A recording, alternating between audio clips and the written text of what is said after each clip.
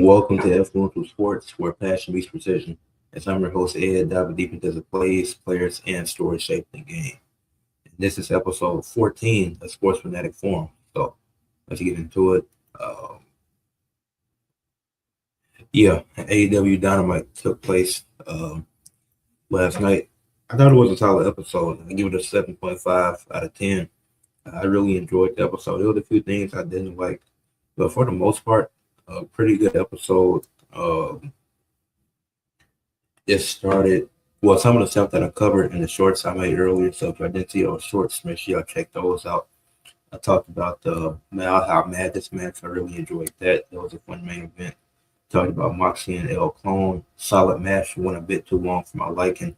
And the Hangman segment with MJF. That was really entertaining. That was in like the middle of the show. Good segment. That was a really good segment. Said it's going to be a Texas Death match between the two. And so that's stuff I already covered in the shorts I made. Then you see me looking over, it's because I'm watching a women's basketball game while doing this between Northwestern State and UT Rio Grande Valley. Two teams I haven't watched at all, but we're going to see what the game is like. But so you'll see me looking over to the side a bit during this episode. And then I don't know why my computer is being so loud. My computer is making a sound. I don't know why. But anyways, back to Dynamite. The Babes of Wrath, they had a match with Mega Bad. I was looking forward to it. They both had both cut some promos before to get the show started. Actually, both of them, Babes of Wrath, they said they were ready for Mega Bad, and then Mega Bad they planned on staying undefeated on Dynamite, which I did with this year. I did think that was gonna happen, but it did. It came down to Penelope Ford suffering another injury. This time it's her foot. She's on crutches, so she's out. I don't know for how long, but that definitely messed things up. It seems like Tony Khan had to call an audible, and he just let the Babes of Wrath retain, which made sense because you give it to Mega Bad. Then you got the whole thing with the other woman. I forget her name. And then you had, they could implement the free bird rule and just let them hold it. Then once Ford gets back, give her the tag titles with Lena Cross, and then have Mega Bang go after singles gold, because I do think she's good enough to go after singles gold. But this what it is. Well, for the Babes of Wrath, they retained. It was a good match. It was just they ended it in a DQ, and it was really off-putting. But I didn't find out Penelope Ford was injured until this morning, so that definitely sucks. Probably I might put on the injury report for next week. Well, I might not, since I already covered it here, but that's super unfortunate. FTR, they had a really good backstage segment. They talked about, they tried to justify attacking the Young Bucks' dad, saying that they attacked Stokely first, and Stokely is family to them, so they used that to justify why they attacked the Young Bucks' dad, and said that he touched him first, which technically he did touch FTR first, but FTR was hitting his face, so it's kind of 50-50, but it was a really good segment. FTR and the Young Bucks, obviously they're building up to their match. They were both in the Mile High Madness match. With this promo segment, I enjoyed this between FTR and the Young Bucks. Obviously, they didn't meet face to face until it was time for the Mile High Madness match. Which, like I said, fun match, but I don't know why AEW had so many names for the same archetype matches. It's stupid, but it's what it is. Swerve's promo was solid. He talked about how he was his best and most successful when he didn't have any regrets. So it seems like obviously Swerve turned heel a week or two ago, so now he's back. Yeah, I think that was last week when he beat Kenny, turned heel after the match. Threw Aubrey Edwards in the way, take the V trigger. So Swerve, it feels like he's still the most dangerous man in AEW. Brody King wants to disprove that, so we'll see what happens between them two. Brody King and Swerve, that we have a match probably not next week, and they'll probably have a face-to-face next week and have a problem with each other in the ring. But yeah, we'll see. I think it's going to be a solid feud. I think this promo that Brody King cut last night was solid. It's definitely better than any other ones he cut versus MJF, and they weren't even face-to-face, Brody King and Swerve. So this was just really good backstage doing his thing. So hopefully Brody King, his stock is rising. The MJF feud wasn't great, but the match they had was really good. So Brody King is looking up for him at this point. Gabe Kidd had a match versus Orange Cassidy. Gabe Kidd won with ease. Really didn't take much. It was easy for Gabe. Gabe Kidd, he was in control for the entire match, really. Orange Cassidy got a little bit of offense in, but it was nothing too crazy. So Gabe Kidd ended up winning. Then Clark Connors came out there post match, and they both attacked him since he got involved in their business. Obviously, the win wasn't enough, so they attacked him post match, and that's forced Darby Allin to come out there and make the save. Still stuck in this feud with two of the Bullet Club War Dogs for the reasons, I guess. Is what it is, but hey, it's Darby Allin, so I'm assuming the tag match will happen because Orange Cassidy had to go 1-on-2 last time he faced those two. So I'm assuming the tag match will be soon. I hope what's Revolution is first. So they could say that's a Revolution tag match. I don't think it don't need to be on the main show. It could, or it could be the Dynamite before. Because everybody don't got to be on Revolution. If it was all in, then it was like, okay, even. But for Revolution, they can either be on the pre-show or just have that Dynamite before or the Collision before, since you'll do that on Thursday. Then you had Thunder Rosa. Thunder Rosa speaks perfect English, but she just cut a promo in Spanish for whatever reason. That confuses me. I don't know how. I don't know why she did that. It's like she could have just cut. And then Chris Statlander, she was like, be careful, which was really funny. And I was like, oh, because it is like Chris Statlander, she's not getting a rematch, even though she's been cleared. Obviously, it took a few weeks for her to get cleared. But it wasn't good. It took nothing. Yeah, with Chris Statlander, she's perfectly fine. So I don't know why she's not getting her rematch for the title yet. Thunder Rosa is just to get the shot. That's kind of weird. But it is what it is. Thunder Rosa will probably lose. I don't see her winning versus Tekla. Because I do think Statlander get a rematch, but I don't think she'll win either. But I do find it weird that Thunder Rosa is getting a shot before Chris Statlander, who's the former champion. He had Kevin Knight defeat Mansoor in a match. I really don't know why they had this. They want the maximum.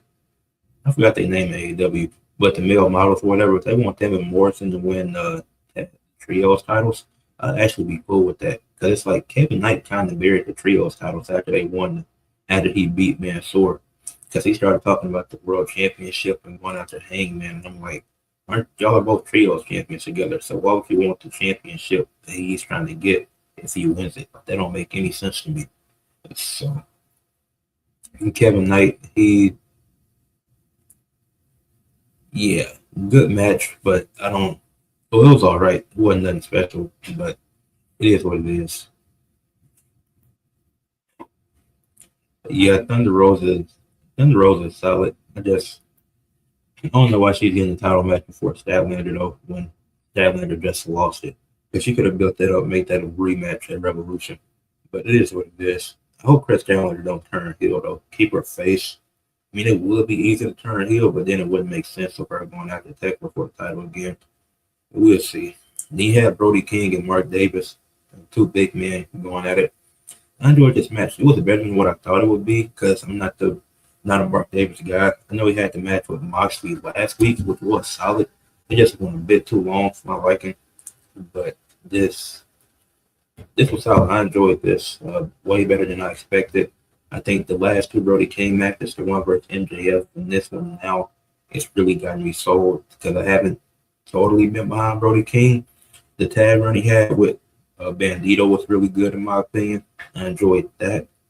And then once he got the singles push going after MJF, then wasn't really rocking with it. But I think now, after the match he had with MJF, this match with Mark Davis, the promo he cut last night, I'm like, okay, now I can buy him as a credible contender. If they would have went this route first, instead of immediately putting him in the title picture after Bandito loss, I think it would have played out better, and I think it would have worked better and I would have been more accepting of it if they did it that way. But I'm rocking with it. And so shout out to Brody King, Mark Davis taking back-to-back L's. He's just a loser of the Don Callis family. That it is what it is. But yeah, Dynamite, I give it a 7.5 out of 10. The best match was definitely the Mile High Madness, which was essentially just Anarchy in the arena, just a watered down version for TV. But that was a really good match that I enjoyed. So yeah, Dynamite, I enjoyed that. Give it a 7.5 out of 10. Good episode. But now I'm moving into the rankings part. I'm talking about some volleyball. I do agree with that. Kevin Knight definitely had a better match before her. But now talking a little bit about some volleyball. I'm gonna be doing my MLV power rankings, Major League Volleyball, the 8 teams, and this isn't just based on record, but based off what I've seen throughout the year. And so we'll get right into that. As also looking be 8 teams in the MLV. Then I'm gonna do so yeah. I'm gonna so at number well, I'm gonna start with 8 actually. I'm gonna go from 8 to 1. At 8, I got the Columbus Fury, who are 3-8 on the season. Even though they're technically the way the MLV does their standings is based off of who won most recently, which I kind of don't like because that defeats the point of the tiebreaker. But I got the Columbus Fury at 8, who is my favorite team in the MLV. But I think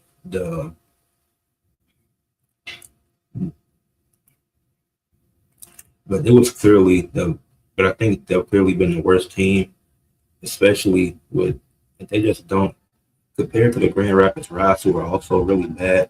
Both teams have just been really bad this year. But the Columbus Fury, it's like they still have trouble closing sets. Like they can keep some of these games close, but at the end of the day, if you can't close out the game, then it's going to be impossible to be considered one of the top teams. They also can't win at home. They have a 0-5 home record, which also sucks. They're 3-3 on the road, which shouldn't be possible. You should be able to be at least decent on the road while losing at home all the time. But that's what the Columbus Fury are. And with a 3-8 record, I have them at 8. Then at 7, I have another team with a 3-8 record, which is the Grand Rapids Rise, who have also been really bad. And even though their road record is, they have 5 losses, at least they have 1 road win, 2-3 at home.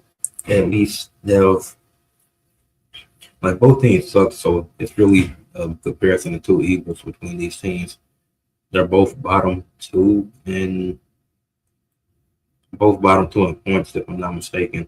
The Grand Rapids Rise does have under 700, but they average more points per set than the Fury do, just by a bit. So, and then the both bottom for well, their kill percentage is around the same. The Rise had them beat by 0.6. The Rise also have more. They have more or less. They're also bottom two in assists. So it was pretty easy to determine these first two, the last two technically, having the Columbus Fury at 8, the Grand Rapids Rise at 7. And then this is where it gets a bit more interesting. At 6, I got the San Diego Mojo, who are 5-7 on the season, who they haven't been bad. They've been all right. It's just been teams ahead of them that have just been better.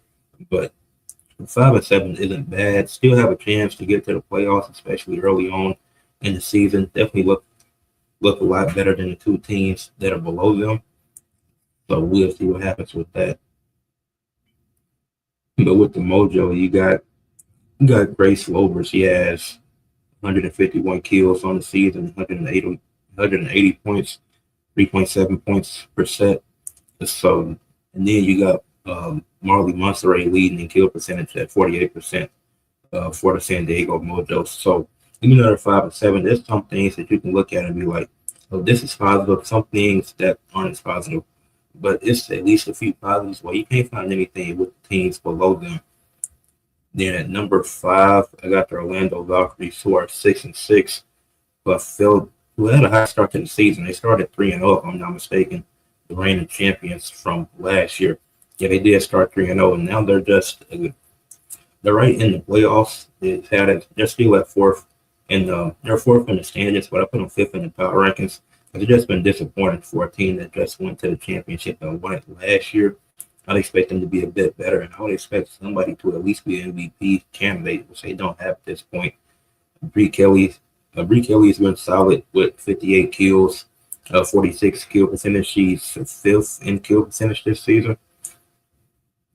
And then you got Trumpo Garpad, who's who's top five, tops. No, that no, she's like sixth or seventh in assists this year, which is still really good. So you got then Bree Kelly, also one of the most efficient players in the league, right at 38%. So this Orlando team, I would just expect them to be a bit better than 6-6 at this point in the season. Been mediocre. I talked about them last week. Talked about if this is going to continue with them just being in the middle of the pack team, which at this point it seems like it might be because obviously it's still 16 games left in the season for them, so they could go on a run. It's a 28 game season, still plenty of time left for them to turn things around. We'll see what happens with that. But 6-6 at this point of the season, disappointing. 14 just went to the championship last year and didn't really lose a lot in the off season. Then at number 4, I got the Atlanta Vibe, who are just half a game out to play in, but out the playoffs, have to play in. Thinking about the Atlanta Vibe, 5-6, just half a game out the playoffs, and then that's because they played one less game than Atlanta, so that's really what it. No, the Atlanta's played one less game than Orlando. But yeah, you got Leah Edmonds. She's having a really good season for the Vibe. 183 kills, 203 total points, averaging 4 points per set. She's been amazing. 13 blocks on the season. So yeah, this Atlanta team has been. You got Avery Carlson with 307 assists on the season, top 10 in assists and top 10 in assists per set. So this Atlanta team has been solid. They're 5-6. And they've had a couple of bad losses, but just a half a game out the playoffs, I think they can definitely take that spot. Obviously, it's still almost at the halfway point of the season, but I could see them taking that spot and getting past Orlando. That wouldn't be surprising to me at all. Then at number 3, I got the Omaha Supernovas, who had an MVP from last year, Brooke Nunaviller, who's still been really good with 193 kills. 7 blocks, 207 total points, 4.1 points per set. You got Kiera Reinhardt with 66 kills, 141 total attacks, third in kill percentage. So this Omaha team, it's really looking up for them. I think they can be one. They can be a contending team. They are 7-6 and third in the standings. But I do think they can be better than 7-6. I think they can be better than just a game above 500, especially with the players they have and how well they've played this season. I just think a little bit more consistency and they'll be fine. They can get up to the top 2. Because at number 2, I've got the Dallas Pulse, who are 8-4 and have played amazing. Didn't expect this out of them. Their rookie, Mimi Kohler, their star rookie, has 182 kills, 14 blocks, 204 total points, averaging 4.5 points per set. So she's been amazing for them this season. So they're definitely the right pick at number 1. And I don't think many people expected this out of the Dallas Pulse at 8-4 on the season. Rough start. Kaylee Cox, she's playing well, one of the top 10 in efficiency. Definitely didn't expect this coming out of the Dallas Pulse, especially with them. This being their inaugural season in the MLB. So a very surprising team who has been really good this year. Then at number 1, I got the Indy Ignite, who are currently 10-2 and are the first seed in the league at the moment. Amina Miller and Azana Tiller. Yeah, they've both been really good. They're both top 10 in kills. They have 2 women top 10 in kills. And they got Lydia Martin, who has the second best kill percentage and has 138 total attacks. So this Indy team has been really good. They're looking like contenders. Mia Tonigan, she has 513 kills. I think they got her in a trade in the off season because I don't think she was with Indy last year. But yeah, that's for the 8 teams in the MLB. That's how I rank them from worst to best. Those 8 teams. So yeah, I got the Indy Ignite first. That was Pulse 2. Omaha Supernovas 3. Atlanta Vibe 4. Orlando Valkyries 6. San Diego Mojo 7. No, Orlando Valkyries 5. San Diego Mojo 6. Grand Rapids Rise 7. And Columbus Fury at 8. All right, moving to the ice cold segment. Since now see the Olympics just wrapped up, but then the NHL season just started back post Olympic break. But I'm gonna be talking about women's hockey for a little bit. Talk about the France women's team in the Olympics. The France women's hockey team in the Olympics. They played really bad. Like, I haven't seen a team struggle this bad. They were the only team that struggled this badly, especially for the women's side. I think they had the worst record because there was at least one. It was one team that had at least one win. They weren't even able to get that. Even in the overtime, they still weren't able to get a win. Protection wasn't great throughout the tournament. And, like, they were quickly eliminated. Like, they were the first team mathematically eliminated from contention and going to the quarterfinals and fighting for a spot in one of the medal games. So not even coming close to a medal game, at least not having a couple of wins. That's just unfortunate. Not even unfortunate, but it just sucks. I mean, obviously it's unfortunate for them because you go to the Olympics, you want to compete for gold. You want to obviously everybody wants to win gold, but that's not a realistic expectation. You want to at least compete for a medal. If you can reach the bronze medal game, that's what you want to do. And they weren't even able to get close to that. They were 0 3 and 1, the worst record in the first game. They had 1 point, the least points of any women's team in this Olympics. Well, this Northwestern UT game is very boring. And like I said, I got a women's basketball game on the side that I've been peeking over at. But back to Japan. Their women's team only had 1 point. That was the worst out of all the teams in the Olympics for the women's side. I think it was two men's teams that had 0. I was just talking about the women because I probably won't get this opportunity again unless I start watching more women's hockey professional. But the well, yeah, with the NHL just coming back, it's not a lot to take away from the NHL over the last week. So just this in a whole, I can talk about, and obviously to talk about. But yeah, the first game they got smoked by Italy 4-1. Had 8 players with a -2 or worse. You and like I said, they got smoked. They lost by 3, but to have 8 players play that bad, where they just get smoked and aren't even close to winning. They came close in their second game to getting the win. Once they get back to Japan, I'm in France because France lost. France, I think I misquoted myself once, but I'm talking about France women's hockey team. Then their second game, they lost to Japan um, in 3-2. And Gabriella Desiree, she scored in both games. She had the only goal in the Italy game. Then she scored one of the goals in the Japan game, which the Japan game was close, but it still wasn't their best effort. They still lost 3-2, giving up 3 goals. They did score twice.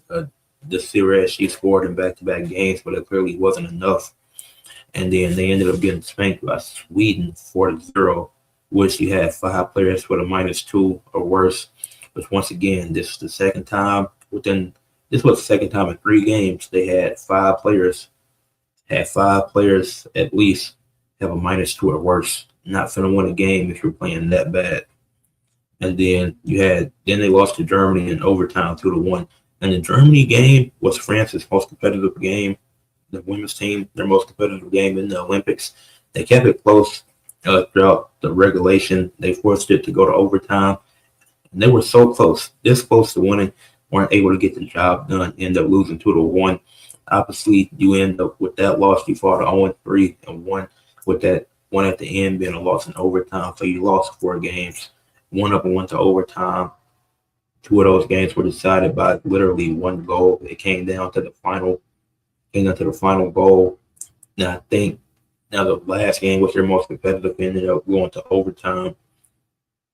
And then both of your goalies, your goalkeepers, it's not like they did anything special. It's like Marmi, she played 1 game. In that 1 game, she had 46 save attempts. That was a game versus Italy. I think Italy got crazy pressure in that game. They were attacking Italy. There was no slowing them down. So and she did give up 4 goals, but she still had 42 saves, had a 91.3 save percentage. Now, I don't think giving up 4 goals does you justice to get more opportunities But when you have at least a 90 save percentage and the team's getting that much pressure on you, I don't think it can only boil down to what the goalkeeper is doing. Because while I do think um, Margots could have played better in that game, she didn't play again after this game, after giving up those goals. But I can't put that loss completely on her. Yes, she gave up the goals, but you had 7 other players with a -2 when they're on the ice and not doing anything to help her. The team didn't score. They scored 1 goal. That was Gabrielle Desiree scored the only goal in that game. And then that led to her being benched. And Alice Filbert, she had a 93.9 save percentage. So it was slightly up 2.6%. Yes, that's a bit better, but she was still giving up goals as well. She still gave up. She still got shut out in a game 4-0. And obviously, you can't just put that on her in the Sweden game. You can't just put that on the goalkeeper. Because at the end of the day, the other team, your team has to score as well. They got to put goal. They got to get the puck in the goal. That's simply what they have to do. Then Alice Filbert, she had 100 and she played in 3 games because of Margot. She got benched after that. She didn't play again. Alice Filbert, she had 133 saves, 133 save attempts, gave up 8 goals, had 125 saves, and had a 93.9 save percentage. Like I said, you have above a 90 save percentage, that is impressive. But you also can't justify giving up 8 goals in 3 games. That's not good. Especially when you're losing these games. It's not like these are some high scoring games where the final score is like 5-6 or 6-5 in your favor. And even if it was, that's still giving up hella goals. That's still not good either. But both women had over a 90 save percentage, and it just came down to they aren't putting the puck in the goal. The series, she had to carry them in 2 games to keep it, well, really in the Japan game to keep it close with her scoring in that game. And then in the first game, even though they almost got skunked, she was able to score there to make it a 1-4 game. So the 2 goalkeepers, I give them respect because they had over 90 save percentage. They did give up too many goals, I will say, giving up 12 total goals in 4 games. That's 3 goals per game. No, that's not good, but they didn't get any help aside from Gabriella the series in those first 2 games. You got shut up by Sweden, and that's just inexcusable. And Sweden's just a better team. Clearly every team was better than France because they went the only 3-1. So clearly anybody could beat France. I could probably get a group of people that would not even play hockey to beat France's women's team. That's how bad it was. But the goalkeepers, I got to give them the respect because they tried their hardest. I don't think they could have did any. They could have did a bit better, sure, but they played really well. So I wouldn't even be upset at them. But yeah, I think as the France's women's hockey team, obviously the Olympics is over now. The Winter Olympics, like I said, I enjoyed it. USA brought home gold in men's and women's hockey. I forgot who. Somebody else was highest in. I'm gonna check. I want to congratulate the right country for winning the most medals. Um, the medal tracker, Norway. They had the most gold and they had the most total medals. So congratulations to Norway. They had 18 gold medals, 12 silver medals, and 11 bronze medals from this year's Olympics. And so they had 41 total medals. So congratulations to Norway. USA finished second with 33 total medals in this Olympics with 12 gold, 12 silver, 9 bronze. And Italy finished third, so with 30. So they had 10 gold, 6 silver, 14 bronze. And those were the only 3 teams with only 3 countries, not teams, only 3 countries with over 30 medals. So congratulations to all of them. Yeah, France. Since I just spoke on France's women's hockey team, they won what? They won 23 goals. So France still played well. But the fun Olympics, but France's women's hockey team definitely let down France and definitely played terrible. And yeah, better luck in 2030? Yeah, 2030, the Winter Olympics. Guess we'll see what they can do. But yeah, congratulations to all the teams that won medals, especially to all the countries that won medals, especially Norway coming home with the most medals. I didn't expect them to finish with the only team with 40 medals in the Olympics. And shout out to them. But with that being said, we can move into the prediction gauntlet for this week and talk about the WWE Royal Rumble. That's the main topic, so let's get right into that. And so it's 4 matches confirmed for the WWE Elimination Chamber. And let's talk. I'm going to be talking about the mystery box as well. I don't know where it's going to fit in at. All right, we're going to start with the women's matches. I'm going to start with the women's matches. You got AJ Lee and Becky Lynch fighting for Becky's Women's Intercontinental Championship. This is a tough one because CM Punk also has a match there. It's AJ Lee's first singles match in a while in WWE. So I don't know. This match is interesting. I wish AJ would have had a match before this. I know she's had 2 tag matches, but she should have had a match on Raw before this. Maybe against Natty or something. Maybe a tag match for Natty and Becky team up to take on. But it would have been another tag match. So I don't know about that. But a one-on-one between these two. Obviously, AJ Lee made her tap twice. Obviously, you had the story of Becky and Maxine, where Becky losing multiple times. But I do see this is tough to predict because I do expect Maxine, and I do think Maxine and Natty get involved in the match because I think they're going fatal 4-way at Mania for the IC Women's Championship. But it's all like it's gonna be shenanigans in here. Obviously, Punk isn't gonna get involved because Seth isn't there, so it's no reason to do that. But where do you go? Let me know what y'all think in the comments. Who y'all got winning the match between AJ Lee and Becky Lynch? I got AJ Lee winning. I can see her becoming new champion because you also have to keep in mind it's 2 title matches. They're in Chicago. We got 2 title matches on a pay-per-view. I'm expecting at least one to change hands. And yeah, when you just got the women's IC title and the World Heavyweight Championship, just those 2 matches, I'm expecting one of those to change hands. Becky doesn't really need it, but I think she's going to get a Mania match anyways for the title, potentially get her. But her rematch is going to have to come in the 4-way that I'm predicting. I got AJ Lee winning this match. I think AJ Lee wins it, walks into Mania as IC champion, doesn't hold it too long because I think because obviously she's gonna have at least, if she wins it here, she'll have at least until April with it. So and then from the month from all the March they'll see can she actually promos, matches, all that storytelling. They'll see by Mania can we keep it on her, and then I think that's when they'll make the decision.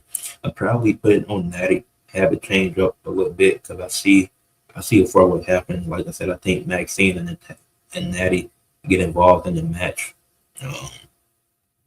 But I don't think it's Natty helping Becky. I just think it's because Maxine is going to get involved, try to help AJ. That's why Natty will get involved. But I see it.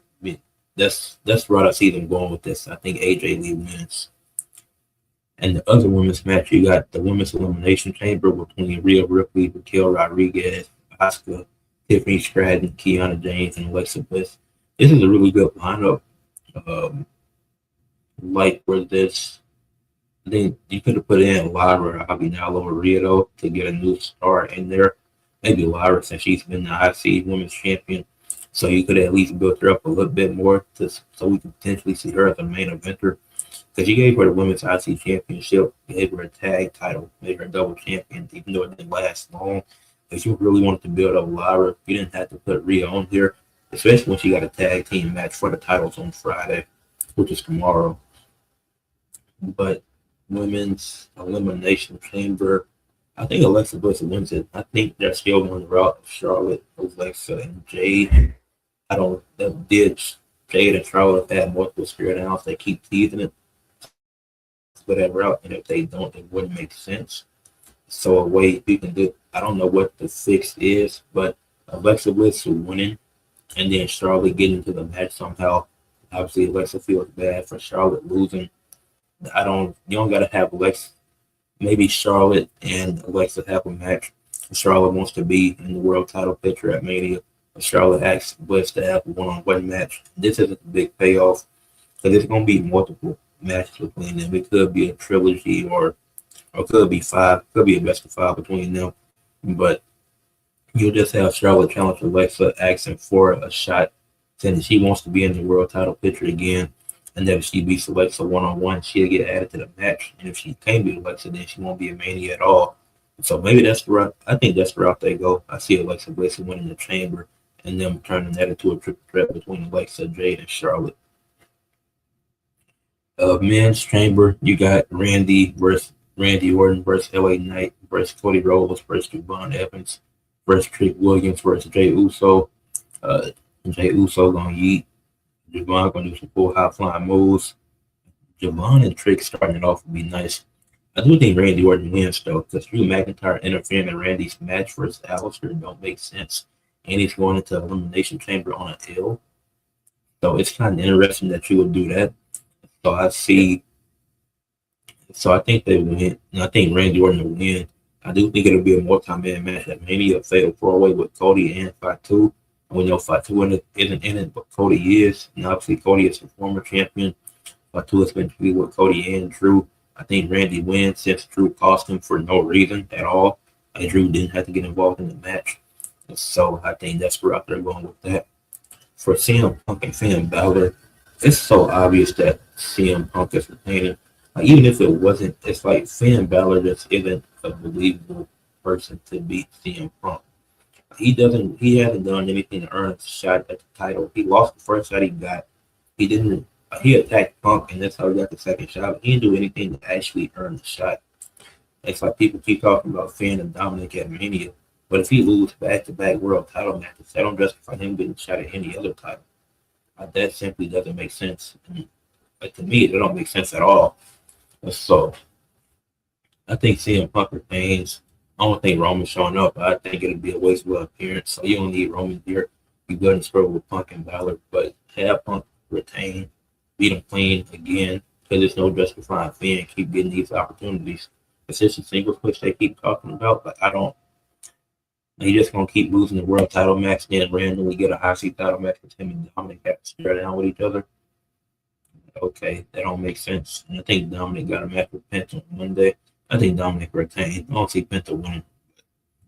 That's a side prediction that I didn't even plan on making. But and then you got the mystery box. I think Chris Jericho gonna be in the mystery box. They've been prolonging it the last 2 weeks. It's not as long as the mystery attacker angle would have been. I think they might have to drop with the injuries. But the mystery box, I think it's gonna be Chris Jericho in there. I don't know. Like I said, I really don't know why. But I feel like, what else would it be? Could it be a new title design? Because you don't need any more titles. Maybe a new title design for one of the titles, that could be cool. But I don't know. I feel like it has to be a person. Like, if it's not a person, then what else would it be? A new title design, maybe. But aside from that, I can't think of anything else. Like, it's gonna be a big segment. I truly see it being Chris Jericho coming back, because I can't think of anything or anybody else. So I think, yeah, like, I don't know. Who else would it be coming out the box? What else could it be? Obviously, like I said, a title could be in the works, a new title design, a talking microwave. I don't know what's in that mystery box. So I'm not, yeah, so I don't know what to think. Let me know what y'all think is in the mystery box. But I got Jericho coming out of it. I don't know why a person would be in there, but I don't know what else would be in there either. Like, said something promotional. That's possible. I don't know what they could be promoting, but that is possible. And there's Chicago too. They're in Chicago, so don't be surprised if it's a CM Punk statue. I don't know why. I just thought about that. Said his contract ain't up yet. Damn. It needs to be up soon, because he ain't did nothing in months. His last match was against Bandito. Crazy. Gave me enough time to actually like Bandito since that last match he had. But hey, they're in Chicago, CM Punk hometown. There might be a CM Punk statue, which would be hella funny if I'm right. But I I really hope it's a person because that'll be even funnier. Had to sit in the box for 2 weeks. Couldn't breathe, couldn't eat. We'll see. But I'm done with my chamber predictions. Go back to the 30-minute mark if you missed my predictions, if you just came in. But now I'm talking about the impact stat of the week. This one I actually found the stat that I like this finally. Because a lot of these stats have been terrible. But could be a king of the ring throne, maybe. But for the impact stat of the week, I actually found something I really like for the impact stat. It was in the unrivaled women's basketball league. The Mist are leading unrivaled in points per game, which I find great because the Mist are still they're second in the league. I think I gotta check the standings. Yeah, they're second in the unrivaled standings at a 9-4 record, and also have a plus 99 point differential while being on a 3-game winning streak. And while the Phantom are better by 1 game and a 10-3 record, the Mist lead the league in points per game, which is 5 more than second place. They just had the reason I like this is because in a 3v3 league, obviously it's still basketball, obviously playmaking, rebounding, um, defense, all that matters. But being able to score this much, that just shows how good this team is and how well rounded they are. Because it's not like this team is just scoring points and not doing anything else. Because I could find teams that are just scoring points and not really doing a lot. Like the Rolls, they have over 900 points, but they're also giving up over 900 points. And they're 6-7 on the season. They could be 7-7 and end at 500. But I don't see them winning the game by 40 points to get their point differential to 0. But this team scores, and when they're hot, it's hard to stop them. Which is why I really like this stat. They recently had a game versus the Breeze. Well, they won 95-70, and they had all 5 players score 10 plus points. And that's when Yuri didn't even play. This game was, when was it?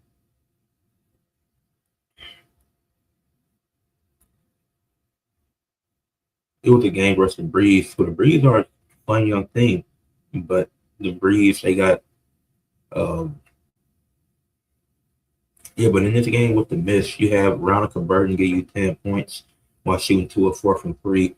You had Alicia Gray give you 27 on 9 of 13 from the field, 7 rebounds, 2 assists, 1 steal.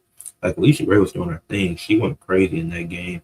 Brianna Stewart gave you 24.6 rebounds, 6 assists, gave you some great playmaking, gave you a block as well, giving you solid defense. Elena Smith came off the bench with 14.7 rebounds, 1 assist, and 1 steal. And the team, they shot 48% from 3 in their last game versus the Breeze. Like I said, the Breeze are a young team. They're young and fun with Beckers, Rakia Jackson, Dominique Malonga, Cameron Brink, Kate Martin. Gordon, excuse me. Courtney Williams brings down the age a little bit, but she is a veteran presence in there and like the locker room leader now that she got added to the team. But this Mist team, it's like they put up so many points, it's going to be hard to stop them, especially come playoff time. Because you got Alicia Gray, who was averaging 21 points per game, 21.8 points per game, while shooting 49% from the field and 39% from 3, 87% from the free throw line. Her offense has been amazing, especially her scoring. She's giving you nearly 22 a night. And then you got Brianna Stewart backing her with 20.9 points per game while shooting 50% from the field, being virtually unstoppable in the paint. And shooting 31% from 3, which isn't great, but if you need her to hit a few threes, she can do that. And also shooting 89% from the field. And she's a big. So Alicia Gray, who's a guard, she's shooting 87% from the free throw line, which is still really good. Not take that away. But Brianna Stewart, she's a big, and she's shooting 2% better than that from the free throw line. And so even if you foul them, it's more than likely it's an 88% chance that if you foul one of them, they're making those free throws. And so then you got Veronica Burton also starting with them, giving you 9.3 points per game on 39, 30, 75 splits, which isn't the greatest, but Veronica Burton, you're not necessarily relying on for offense. Even though she can give you a little bit, she can give you 9 points, give you 12 points here and there. And you definitely gonna need that from time to time, which she has been able to give them sometimes. Like I said, she had She had 10 points in the last game, made 2 threes, made a free throw, but she also gave you 8 rebounds, 9 assists, and 3 steals. And so even if Veronica Burton isn't scoring, like she don't need to score a lot, she's giving you other things offensively. But then their bench scoring, I think they have the most, they average the most bench points in the league. But that's with Rike Agumbawale, Elena Smith, Lee Jury, who did miss one game due to a DNP. That bench is giving you 26.5 points per game while shooting 46% from the field, 29.6% from three, and 72% from the free throw line. Obviously, you're on your bench for other things as well, but being able to score this much with your bench unit being this effective it's gonna get you hella far.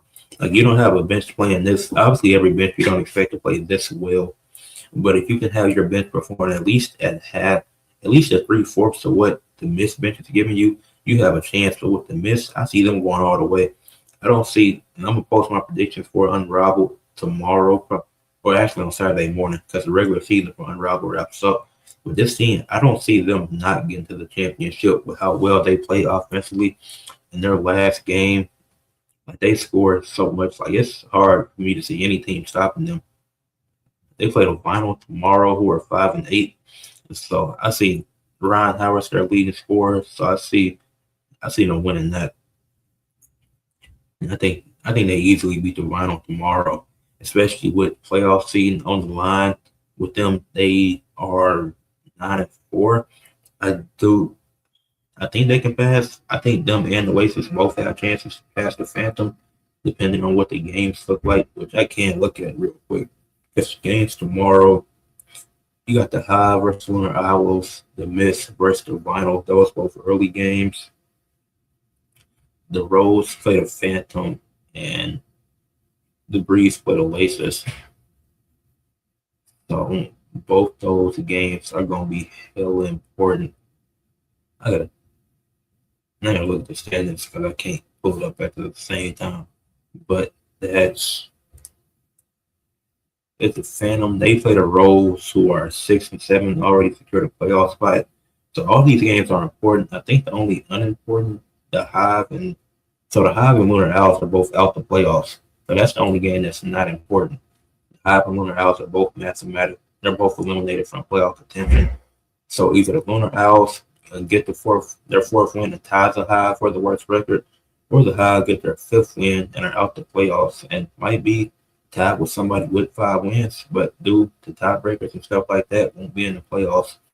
But the Hive and Lunar Owls play each other, which that's the first game that comes on. If I have time, I might watch it just because. Like, it's not going to serve a purpose, but that game comes on the 1 Eastern. So that's going to be fun to watch. I don't work till 5:30, so I'm gonna have to catch the replay of the other games. But the Mist, all the other games are important. You got the Mist and Vinyl, the Mist are 2, the Vinyl are 6. You got the Rose and Phantom. The Phantom are first, the Rose are 5. So the Phantom need to win that game to keep their first seed. They want to keep that spot. The Mist, they're in a must win. Obviously, every team is in a must win because it determines seeding. Because you got the Mist, Laces, and Phantom, 3 teams, but only 2 of them can get the first 2 playoffs. There's 3 teams, but the other 6 teams are already in the playoffs. But out of those 3 teams I named, 2 of them can get first round buys. So whoever loses, it's virtually fucked and has to win the first round. But whoever wins, they both, or if all 3 win, they stay in the same spot, which will also suck for the Laces spot, who are third due to tiebreakers and stuff like that. Which I think they'll be fine. They'll still win in the first round. But all those games are important. You got 2 teams tied at 6-7. Got the Vinyl at 5-8, which they could move up if they get to 6. If they get to 6-8, and the Rose, or if the Rose lose, I think. I don't know if the Breeze losing affects them. But all the games are important except for that first one, which might just be entertaining just because of how bad they are. So that should be a super fun game. We'll see. But let's move with the athletes of the week. And all right, for athletes of the week for the NBA, it went with Paolo Banchero. The Magic went 3-1 this past week. Paolo had two 30-point games. He had two double doubles, and he had 6+ assists in all 4 games that he played, along with shooting at least 80% from the free throw line in all 4 games. So a great week for Paolo. A lot of people have seen to give up hope in Paolo Banchero, but that happened. I still think Paolo is great. So I think he's going, and we've seen him be a playoff riser in the last 2 years. So I'm hoping to see the Magic in the playoffs once again and see what Paolo can do. For men's college basketball, I went with Tavari Johnson. Akron went 2-0 this week. He shot 16-16 from the free throw line, so he didn't miss a single free throw. Dropped 20+ points in both games and shot 45% from the field in both games. For women's college basketball, I went with Olivia Olson. Now, Michigan went 1-1 this week, and she did struggle in the loss they had versus Iowa with just 13 points, but she bounced back greatly with a 31 point, 9 rebound, 4 assists, 1 steal game on 12 of 20 on 12 of 24 from the field, 2 of 4 from 3 and 5 of 6 from the free throw line versus Ohio State. For unrivaled, I went with Alicia Gray, as I was just speaking on her team that missed earlier, who went 2-0 this week. And she had a 37-point game along with 7 rebounds, 2 assists, and a steal, while shooting 14 of 19 from the field, 5 of 9 from 3, and 2 of 2 from the free throw line, and a 92-73 win versus the Lunar Owls. In the game versus the Breeze that I just spoke on, like I said, she had 27 points, 7 rebounds, 2 assists, and steal, while shooting 9 of 13 from the field, 4 of 5 from 3, 3 of 3 from the free throw line, and a 95-70 win over the Breeze. For WWE, I went with Iliola Floor. He won the WWE Speed Championship on NXT versus Jasper Troy and Eli Knight in a really fun triple threat match. And I think, if I'm wrong, please fact check me. But Iliola Floor is the first French person to win a WWE Championship since Andre the Giant. So if that is true, super cool. If I'm wrong, also cool. Just fact check me. But I think that he is the first French person to win a WWE Championship since Andre the Giant. For TNA, I went with Trey McGill. I think it's just back-to-back weeks I went with Trey. I'm not sure. But anyways, he unveiled this new green international title that I'm rocking with. I love that title design. And then he retained it versus Stacks in a really good match. It was Stacks' rematch for the title. But that was the best match of Impact last week, in my opinion. For AEW, went with the Young Bucks. On Saturday, they won a tag match versus who they facing? Lee Johnson and Blake Christian on Collision. That was a solid 10-minute match. And then they were part of the Mile High Madness match last night on Dynamite, which was super cool.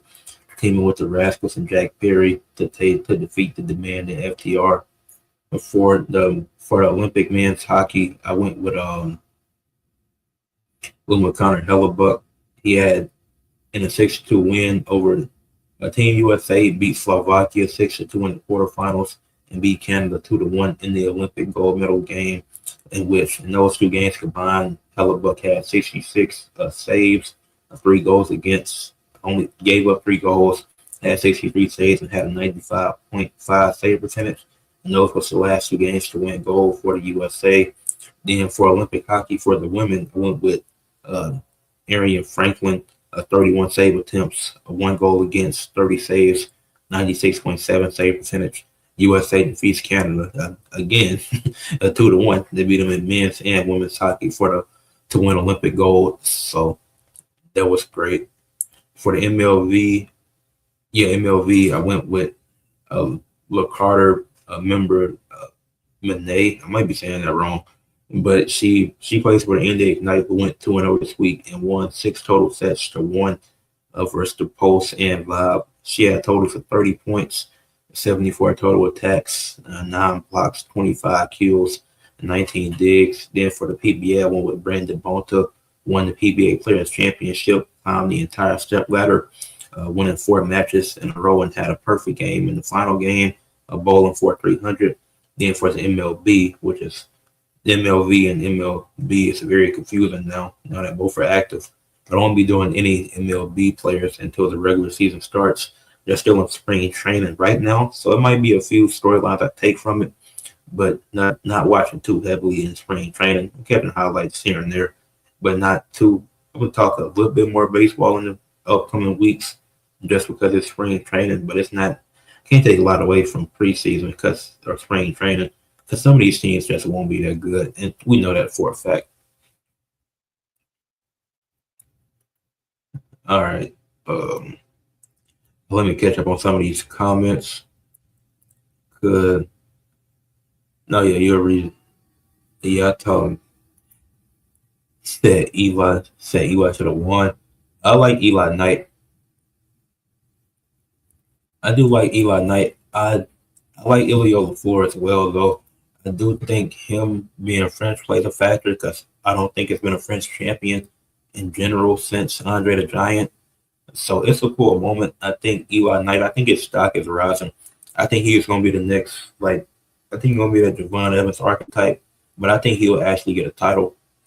But I say be patient with it because they're building new stars. Like this is what NXT is supposed to be. It's supposed to be the building up these new guys. So even with Eli taking the loss, it's like the Vanity Project won. Ilio LaFleur, he won.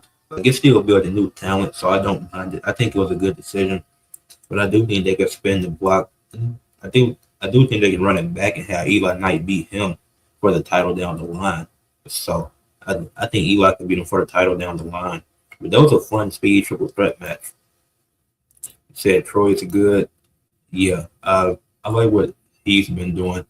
I think I compare him to the Locks in 2K23 because that's just what that reminds me of. Like I can get it out of my head. I call him the Lock.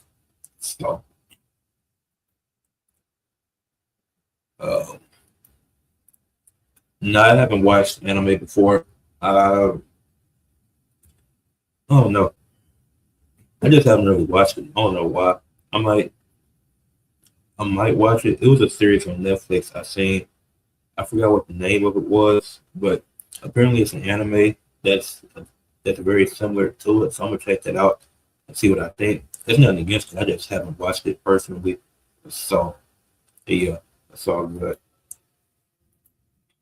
I say give it time with Vanity Project because I think the direction NXT is going in now, I really like it because it's like obviously you're gonna have your veterans to not not One Piece. I haven't seen that because obviously you got your veterans like your Ricky Saints and Ethan Page in NXT, but it's supposed to be developmental. Even though I think it's the best show, I think it's better than Raw and SmackDown. But I like taking a chance because it's NXT, so you can afford to take a chance on these guys. I do like Vanity Project taking it off the dark state. Like I'm fine with that. Like build these new guys, let them cook. If it don't work out, it don't work out. But at least you're giving these guys a chance, which I wish you would have gave Jada Parker his chance with the NXT title. But I think they said you don't like their characters, their friends. And I can see that. I think they still growing on me. I'm not the biggest fan of them. I just like seeing new people get opportunities. And what's his name? Drake. He got the Evolve belt. Now they got the tag titles. So I'm like, I'm rocking with it. But like, if you can take a chance on them, you can take a chance on Jada Parker as well, which I've talked about multiple times and get tired of saying it. But I don't know why they won't put a belt on Jada Parker. But here's what it is. So with that being said, leave a like on the video, subscribe to the channel, comment if you're new, share for others to see. And I'm gonna have an NBA video out tomorrow morning, and there will be a debate on Saturday, 5 p.m. Eastern. We'll be had a family coming through. We're gonna be debating who's the greatest black tag team of all time. A lot of people think New Day. We'll see what other people think. It's gonna be Reg and Ricky debating Kate Quick and Keisha, and me and Black Culture Booking will be judges slash host for that debate. So make sure y'all tune in, and I'll get that set up so y'all can share that for other people to see as well this Saturday at 5 p.m. Eastern. So yeah, with that being said, this was a good stream, and I'll see y'all. I have some more content tomorrow.